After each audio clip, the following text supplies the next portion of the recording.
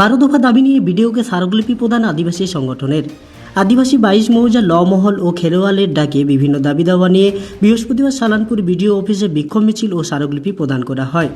এদিন তারা ধামসামাদল বাজিয়ে আল্লাড়ি মোড় থেকে মিছিল করে বিডিও অফিস কার্যালয় পর্যন্ত আসেন। পুলিশের তরফে কড়া নিরাপত্তায় মুড়ে ফেলা হয় বিডিও অফিস চত্বর। তাদের তরফে 10 জনের প্রতিনিধি দল গিয়ে বিডিও দেবাঞ্জন বিশ্বাসের হাতে 12 দফার দাবিতে স্মারকলিপি প্রদান করে। তাদের মূলত দাবি আদিবাসী জমি ক্রয় বিক্রয় বন্ধ করা, খাস জমি আদিবাসীদের পাট্টাদান, আদিবাসীদের দেবত্বস্থান রেকর্ডভুক্ত করে দেওয়াল দেওয়ার ব্যবস্থা সহ একাধিক দাবি ছিল। যে আমরা 22 মৌজা ল মহল এবং খেরাল মহল পক্ষ থেকে বিডিও সাহেবকে এবং বিএলআর সাহেবকে আমরা ডেপুটেশন দিলাম। আমাদের মূলত দাবি আছে, আদিবাসী জমি মানে অবৈধভাবে এটা বিক্রি করা হচ্ছে এবং যারা প্রকৃত জমির মালিক তারা কিন্তু কিছু লাভবান হচ্ছে না।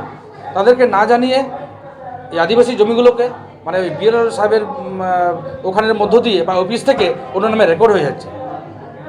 এটার মানে আমরা প্রতিবাদ করছি যাতে সেভাবে না হয়। আদিবাসীদের মূলত যে কৃষিজমি, সেই কৃষিজমিটাকে কোনোভাবেই যেন বাস্তুরূপে বা অন্যান্য রূপে ব্যবহার করা না হয়। কৃষিজমি একমাত্র কৃষকরা পাবে, কৃষকদের কাছে থাকবে, তারা চাষ করবে এবং আমাদের উপকারে লাগবে।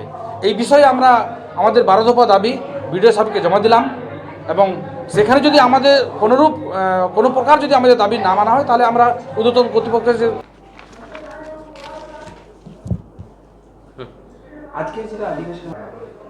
আজকে আমাদের এখান থেকে যে আদিবাসী সংগঠন থেকে একটা ডেপুটেশনের জন্য এসেছিলো যারা, ওনাদের মেন বক্তব্য ছিল যে এখানে বহু জমি আছে যেগুলো আদিবাসীদের নামে হয়তো ওখানে ছিল, সেটা ওনাদের মধ্যে সেটা এখন ট্রান্সফার হয়ে যাচ্ছে বা কিছু হয়তো ধরুন ফরেস্টের ল্যান্ডে কেউ মানে দখল করছে, এই ধরনের ব্যাপার নিয়ে ওরা বলেছেন। তাছাড়া ওনারা বলেছেন যে অনেক কাস্ট সার্টিফিকেট যেগুলো রয়েছে সেগুলো অন্যান্য কীভাবে এখানকার লোক না হয়তো কাস্ট সার্টিফিকেট পেয়ে যাচ্ছে, অন্য কী বলবো কাস্টের লোক কী করে আদিবাসী কাস্ট সার্টিফিকেট পেয়ে যাচ্ছে, এই নিয়েই ওনারা এটা ডেপুটেশন দিতে এসেছিলেন।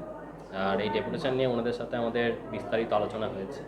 আমরা ওদের বলেছি যে এই ব্যাপারে আমরা দেখব এবং ওনাদের যাতে এরকম কোনো অভিযোগ না থাকে এবং অভিযোগ প্রশমিত করা সম্পূর্ণ